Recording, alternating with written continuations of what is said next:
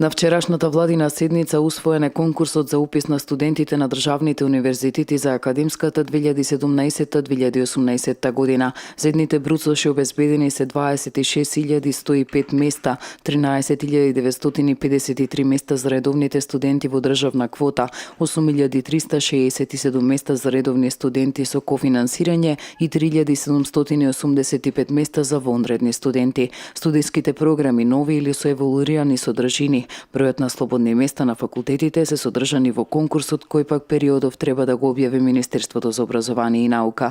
Новина во конкурсот е тоа што владата донесе одлука да се активираат родовите студии на Филозофскиот факултет при УКИМ, кои 5 години беа ставени во мирување, како и студиите за безбедност и евроинтеграциите на Факултетот за безбедност при УКЛО, кои исто така беа во мирување.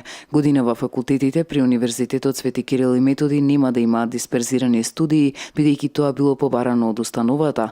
Одредени дисперзирани студии на другите универзитети се редуцирани. Значи ли ваквиот потек скратување на правото на достапност до високото образование во сите населени места? Младиот човек нема да има достапност до високото образование. Треба на деца да му дајте право да учат. То се овие возрастните политичарите бараји.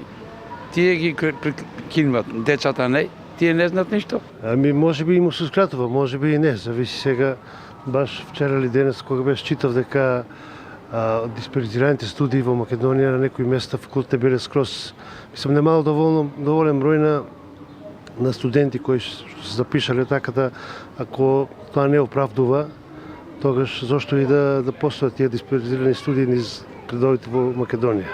Тетово, Кавадарци, Струга, Крива Паланка, Велес, Гевгелија и Прилеп нема да имаат дисперзирани студии од машинскиот, технолошко-металуршкиот, економскиот и правниот, како и од Факултетот за земјоделски науки и храна. Вообичаено првиот уписен рок е во втората половина на август, вториот кон крајот на месецот и првите денови од септември, додека третиот уписен рок е кон средината на септември. Оние кои ќе се запишат како редовни студенти ќе влезат во државната квота и ќе треба да плаќаат 200 евра годишно. Редовните студенти во квотата со кофинансирање и вонредните ќе плаќаат по 400, а на дисперзираните студии партиципацијата е 100 евра.